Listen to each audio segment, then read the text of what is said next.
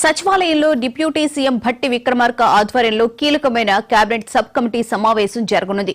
ఈ సమావేశం ప్రధానంగా రైతు భరోసా విధి విధానాలపై చర్చించేందుకు ఏర్పాటు చేయబడింది. ఈ సబ్ కమిటీకి deputy CM Bhatti Vikramarka chairman గా వ్యవహరించనుండగా మంత్రులు తుమ్మల నాగేశ్వరరావు, పొంగులేటి శ్రీనివాసరెడ్డి, శ్రీధర్ బాబు సభ్యులుగా ఉన్నారు. సమావేశంలో రైతుల సంక్షేమం కోసం తీసుకోవాల్సిన చర్యలపై మంత్రులు విధానాలు చేయనున్నారు. రైతులకు ఆర్థిక సహాయం, పంట నష్టాలకు పరిహారం, ఇంకా వ్యవసాయ రంగానికి మద్దతు అంశాలపై వివరంగా చర్చలు జరపనున్నారు.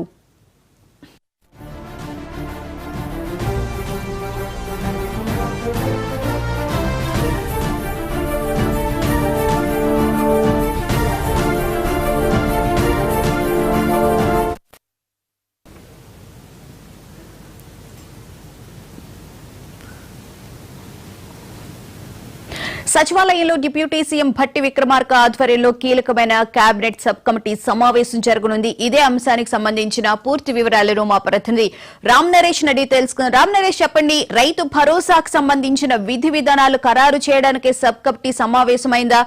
సంక్రాంతి తర్వాత రైతు భరోసా ఎట్టి పరిస్థితులను అమలు చేస్తాము అని చెప్పి ముఖ్యమంత్రి రేవంత్ రెడ్డి చెప్తున్న నేపథ్యంలోనే ఈ భేటీ జరిగిందా? మరికొద్ది సేపట్లో సచివాలయంలో రైతు భరోసాపై ఒక కీలక సమావేశం జరగనుంది. కేబినెట్ సబ్ కమిటీ ఆధ్వర్యంలో ఈ కీలక సమావేశం జరగనుంది. దీనికి సంబంధించి భట్టి విక్రమార్క డిప్యూటీ సీఎం భట్టి విక్రమార్క ఆధ్వర్యంలో వ్యవసాయ శాఖ మంత్రి తుమ్మల, అదేవిధంగా మరి కొంతమంది మంత్రులతో ఒక కీలక సమావేశం అయితే కొనసాగనుంది. ఉదయం 10 గంటలకు ఈ సమావేశం కొనసాగనుంది. ప్రధానంగా ఏంటంటే రైతు భరోసాకు సంబంధించి విధి విధానాలను ఖరారు చేస్తారు. విధి విధానాల్లో అంటే ఎన్ని ఎకరాల వరకు రైతు భరోసా ఇవ్వాలి, అంటే 7 ఎకరాల వరకు ఇవ్వాలా, 10 ఎకరాల వరకు ఇవ్వాలా అనే దానిపై ఈ రోజు కీలక సమావేశంలో నిర్ణయం తీసుకునే అవకాశం ఉంది. ఇప్పటికే సీఎం రేవంత్ రెడ్డి రైతు భరోసాకు సంబంధించి సంక్రాంతికి రైతులకి రైతు భరోసా అందిస్తామని చెప్పేసి కీలక ప్రకటన చేసిన పక్షంలో ఈ రోజు సబ్ కమిటీ తీసుకునే నిర్ణయాలు కీలకంగా ఉన్నాయి. మంత్రులంతా అంటే సబ్ కమిటీలోని మంత్రులు దీనిపై సుదీర్ఘంగా చర్చించేసి 7 ఎకరాల వరకు ఇవ్వాలా, 10 ఎకరాల వరకు ఇవ్వాలా అనే నిబంధనని ఖరారు చేయన్నారు. అదేవిధంగా ప్రభుత్వ ఉద్యోగులు అంటే సివిల్ ఉద్యోగులు, ప్రభుత్వంలోని స్థాయి ఉద్యోగులు ఎవరైతే ఉన్నారో వాళ్ళకి రైతు భరోసా అమలు చేయాలా లేదా, అదేవిధంగా ట్యాక్స్ పేయర్స్ అంటే పాన్ కార్డు కానీ అదే ట్యాక్స్ పేయర్స్ కానీ ఎవరైతే ఉన్నారో వాళ్ళకి రైతు భరోసా చేయాలని చెప్పేసి వార్త ఒక నేపథ్యంలో దానిపై ఎలాంటి నిర్ణయం తీసుకోవాలనే దానిపై సబ్ కమిటీలో చర్చించే అవకాశం ఉంది. దీనికి సంబంధించి విధి విధానాలను ఈ రోజు ఫైనలైజ్ చేసే అవకాశాలు అయితే ఉన్నాయి. మరోవైపు రైతు భరోసాకు సంబంధించి ఇప్పటికే ప్రతిపక్షాలు చాలా విమర్శలు చేస్తున్నాయి. అంటే ప్రభుత్వం కొన్ని లీకులు ఇచ్చింది, ఆ లీకుల ఆధారంగా చాలా మంది రైతులకు రైతు భరోసా ఖర్చు చేసే అవకాశాలు కనిపిస్తున్నాయని చెప్పేసి టీఆర్ఎస్ పార్టీ కానీ అదేవిధంగా బీజేపీ పార్టీలు విమర్శలు చేస్తున్న నేపథ్యంలో ప్రస్తుతం జరగబోయే సమావేశం మాత్రం కీలకంగా ఉందని చెప్పుకోవచ్చు. రైతు భరోసాకు సంబంధించి రైతుల దగ్గర నుంచి అభివృద్ధి తీసుకోవాలని, అంటే వాళ్ళు డిక్లరేషన్ ఇవ్వాలని చెప్పేసి అడుగుతున్నారని చెప్పేసి ప్రతిపక్షాలు విమర్శలు చేస్తున్నాయి. వీటన్నిటికి సంబంధించి ఈ రోజు సబ్ కమిటీలో వాళ్ళు తీసుకునే నిర్ణయాల ద్వారా ఈ అంశాలన్నింటినీ ఏమేమి తీసుకుంటారు అంటే ప్రభుత్వం కటాఫ్ ఎంతవరకు పెడుతుంది, ఆ తర్వాత ఎన్ని ఎకరాల వరకు సాగు చేసే భూములకే రైతు భరోసా ఇస్తామని చెప్పేస్తున్నారు. అయితే ప్రస్తుతానికి వానాకాలానికి సంబంధించి రైతు భరోసా అందించలేదు కాబట్టి అది కూడా కలిపి ఇస్తారా, లేకపోతే కేవలం ఇప్పుడు వేసంగి పంటకు సంబంధించిన రైతు భరోసా ఇస్తారా అనే దానిపై ఈ రోజు సబ్ కమిటీలు చర్చించున్నారు. అదేవిధంగా పత్తి రైతులకు సంబంధించి అదేవిధంగా కంది రైతులు అంటే ఇదంతా ఒక పంట ఆధారంగా ఈ పంటలు సాగు అవుతాయి కాబట్టి వాళ్ళకి రైతు భరోసా ఇస్తారా లేదనేది కొంత రైతుల్లో సందిగ్ధం ఉంది కాబట్టి వీటన్నిటిపై క్లారిటీ ఇవ్వాల్సి ఉంది. అయితే రామ్ నరేష్, ముఖ్యంగా పంటలు పండించే భూములకే రైతు భరోసా ఇవ్వాలని చెప్పి ప్రభుత్వం ఆలోచనలో ఉన్నట్లు తెలుస్తోంది.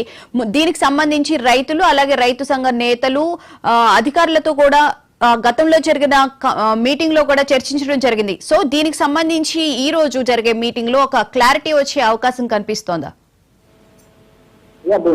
అంటే ఇప్పటికే రైతులు, రైతు సంఘాల నేతలు అదేవిధంగా కొంతమంది నిపుణులకు సంబంధించిన వాళ్ళ అభిప్రాయాలన్నింటినీ కూడా తీసుకోవడం జరిగింది. తీసుకున్న తర్వాత వాటన్నిటికి సంబంధించిన డేటా మొత్తాన్ని క్రోడీకరించుకొని ఈరోజు సమావేశంలో దానిపై సుదీర్ఘంగా చర్చించే అవకాశం ఉంది.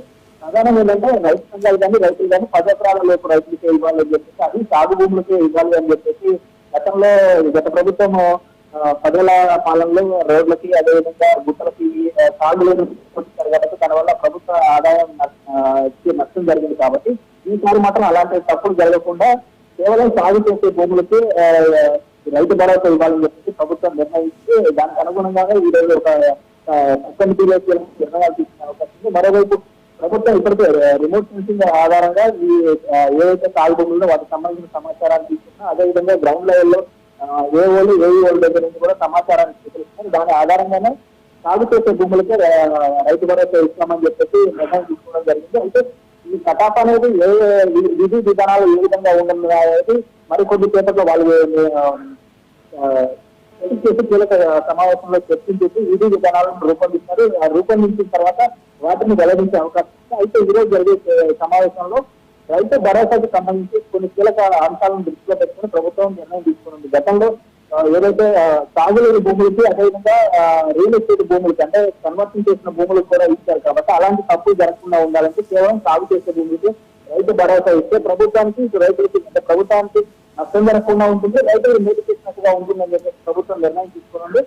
దీనికి సంబంధించి ఇప్పటికే వాళ్ళు సాగు భూములు ఏవైతున్నాయో వాటిలో పంట ఏం వేస్తున్నారు ఏంటనే ఆధార అంటే వివరాలు కూడా ఎప్పటికీ సేకరించారు. ఈ సబ్ కమిటీకి సంబంధించి రైట్ నిర్ణయం తీసుకునే అవకాశం ఉంది.